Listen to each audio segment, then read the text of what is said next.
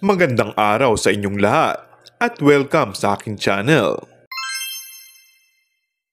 Kung dati ay kinaiinisa ng karakter ni Makoy De Leon bilang David sa Batang Quiapo, ngayon ay tila bumaliktad ang sigaw ng netizens. Kung noon ay gustong-gusto na nila itong mawala sa serye, ngayon ay sana daw ay buhayin at pahabain pa ang karakter nito.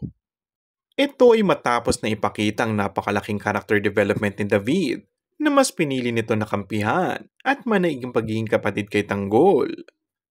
Tila tuluyan na nga magpapaalam si David matapos ang bagong trailer na ipinasilip kanina.